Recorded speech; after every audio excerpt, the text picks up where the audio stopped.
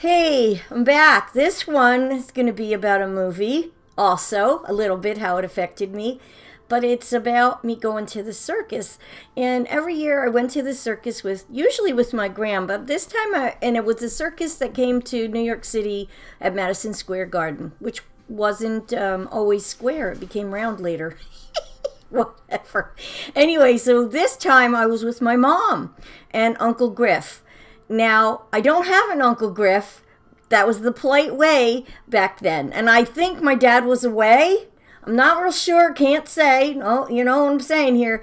But I think they were on a break. Okay. Friends style. Anyway, so Uncle Griff was very kind to my mom. I think he worked at the coat factory. I kind of have a remembrance of my mom getting rides home from work in his car from the coat factory. I don't remember it real clear because it's like the fog. Anyway, Uncle Griff was really kind, and I think one time we went to his house and his family was nice to me. I just remember that was a nice, soft, gentle memory. Anyway, went to the circus, and there was a monkey, like the premiere of the show. I thought it was a real monkey, but it was a man dressed in a monkey suit. And I guess he was like an acrobat because he would come off the ropes on the trapeze and he would swing in and out and come real close to the audience, like as a premiere for the show while they were getting things ready down below. And so I think Uncle Griff waved to him because he came over and he came right up to me. I was like, whoa! First I was scared and then I was thrilled. I mean, thrilled through to my bones. This big, huge, gorilla type of monkey, but it was really a man in a suit. I didn't know that. And he's right there and he's nice to me.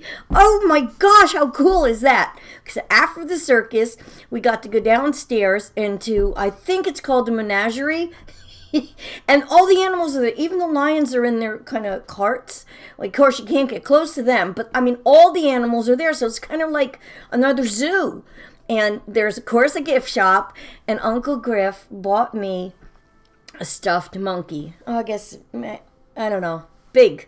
For me, little kid. I think I was 4 or 5. Not sure in that range. It might have been back in the Cambridge Avenue days. I'm not real sure because I kind of feel like it was. Anyway, this monkey became everything to me. Everything.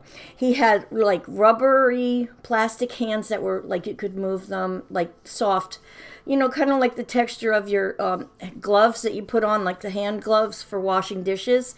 And so anyway, his feet were like that too. They're like you could touch him and like feel all of his and his face was all that, and the rest of him was fuzzy, and his ears were the rubbery ears too, and it was designed like a chimp, not like a baboon or orangutan. Or now you can get all kinds of stuffed animals. It's really cool. Anyway, and this monkey, and he became my binky. Like little kids have special bottles or special pacifiers or their blanket or whatever it is that was like their tactile reality that this is mine. Well, that monkey was mine, and I had to have it everywhere. So I started loving monkeys everywhere. We'd go to the zoo, and I wanted to see the monkeys at the Bronx Zoo. So what happens now? We get to watch King Kong. Now it's the very first one. I'm pretty sure I watched it on television. We didn't go to the theater a lot back in those days. And so I'm watching this King Kong, and like it was thrilling, the fog and the ship and then the island. It's so spoiler alert. Okay, guys, if you haven't seen any of the King Kongs, sorry about your luck. You're going to hear it. An island and the people like chanting, and then he comes out like right by the fence and grabs her, and I'm like terrified, but then he's kind. I mean, like, what is this, some kind of male thing, like where you're afraid of your father and then he's nice to you? I don't know. It's like a weird, like, I'm sure psychiatrists have a blast trying to figure this one out, right? Anyway, she starts to care for him and care about him, like when he got hurt from the bird or whatever it was that poked his finger, and there was this funny love thing happening. Okay, great movie, great. The sad part for me I guess for everybody that attaches to stupid. Look at me, I'm getting choked up. King Kong is when they shoot him off the Empire State Building.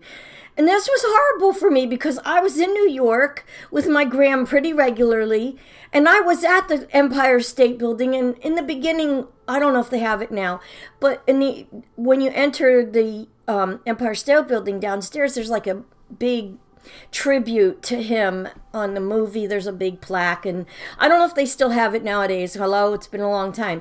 And up top there's like even an area where they show how they filmed some of the scenes, and of course the rest was studio edited, whatever, right? But just enthralled me. And then I got, why am I so attached to this movie? Why does it mean so much? And I started thinking about it. I'm like, it's kind of like my drunken dad, right? Like, he tried to be nice to my mom, but they didn't fit. They didn't fit. They were from two different places, two different worlds, whatever. And my mom tried. My mom really tried. It's the greatest thing in a kid's life that is a crush when the parents don't meld. It's like they're melded inside of you in your DNA, but in the real world, they can't be together. And it's just like King Kong.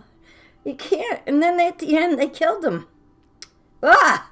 Right? Well, let that hit you for a second. I mean, I didn't know. I was a little kid. I'm just loving it. The whole dynamic of her being kind to him and him trying to protect her and keep her and just focus totally on her, but yet he was in another world. Couldn't do it. And then they killed him. I'm okay. I made it. I made it. But you think about the weirdest things that hit you when you're a little kid. And yeah, pretty powerful. And at the end, the guy says, wasn't the planes or the bullets that killed the beast. 'Twas beauty killed the beast. Let that hit you.